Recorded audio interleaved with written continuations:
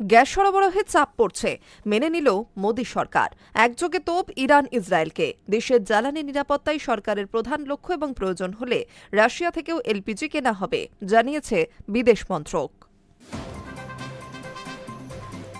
দেশজুড়ে রান্নার গ্যাস বা এলপিজি নিয়ে আতঙ্কের আবহের মধ্যেই কেন্দ্র সরকার দাবি করেছে ধীরে ধীরে প্যানিক বুকিং কমতে শুরু করেছে এবং এখন অধিকাংশ গ্রাহক অনলাইনে বুকিং করছেন।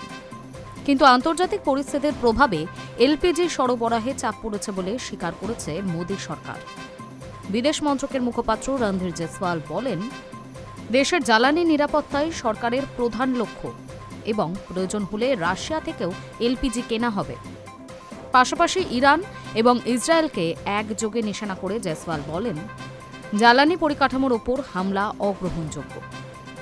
বৃহস্পতিবার পেট্রোলিয়াম মন্ত্রক জানিয়েছে, দেশে গৃহস্থালির এলপিজি সিলিন্ডারে বড় ধরনের ঘাটতি নেই, বরং গুজব ও আতঙ্কের কারণে হঠাৎ করেই বুকিং বেড়ে যাওয়ায় সাময়িক চাপ তৈরি হয়েছিল।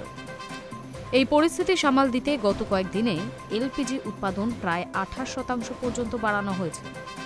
প্রতিদিন প্রায় 50 লক্ষ এলপিজি সিলিন্ডার সরবরাহ করা হচ্ছে এবং রাজ্য সরকারগুলিকে মজুতদারি ও কালোবাজারি রোধে কঠোর পদক্ষেপ নেওয়ার নির্দেশ দেওয়া হয়েছে। পাশাপাশি সাধারণ মানুষকে অযথা আতঙ্কিত না হয়ে স্বাভাবিক নিয়মে গ্যাস বুক করার আবেদন জানানো হয়েছে। সরকারের মতে বর্তমানে মোট বুকিংয়ের প্রায় 90% বেশি, প্রায় 94% ডিজিটাল মাধ্যমে হচ্ছে। তবে গ্যাস সরবরাহ নিয়ে মোদি সরকারের অন্দরে আশঙ্কা থাকছেই। জয়সওয়াল বলেন, হরমুজ প্রণালীতে চলমান অস্থিরতার কারণে ভারতের জ্বালানি সরবরাহ ইতিমধ্যেই প্রভাবিত হয়েছে। নতুন করে গ্যাস উৎপাদনকারী কেন্দ্রগুলির ওপর হামলার ফলে ভারতের এলএনজি আমদানিও ক্ষতিগ্রস্ত হওয়ার আশঙ্কা তৈরি হয়েছে। ভারতে এলপিজি সরবরাহ নিয়ে উদ্বেগ বাড়ছেই, তবে ভারত ইতিমধ্যেই বিকল্প ব্যবস্থা করছে। আমেরিকা সহ অন্যান্য দেশ থেকে এলপিজি আমদানির ব্যবস্থা করছে।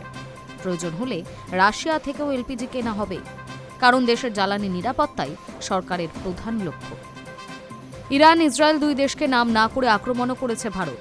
রণধীর বলেন, জ্বালানি পরিকাঠামোকে লক্ষ্য করে হামলা করা হলে তা শুধু এই অঞ্চলের নয়, গোটা বিশ্বের জ্বালানি পরিস্থিতি আরও অস্থিতিশীল হয়ে উঠবে।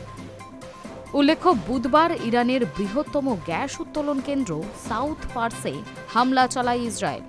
হামলার পরেই ইরান হুঁশিয়ারি দিয়েছিল, এবার তারা পশ্চিম এশিয়ার বিভিন্ন দেশে তেল এবং গ্যাস উত্তোলন কেন্দ্রগুলিকে নিশানা করে হামলা চালাবে। তারপরেই কাতারের রাস লাফরান শিল্প তালুকে থাকা প্রাকৃতিক গ্যাসের বৃহত্তম ঘাঁটিতে ক্ষেপণাস্ত্র হামলা চালিয়েছে ইরান। তার জেরে বিশ্বে বাড়ছে জ্বালানি সংকট। High News network.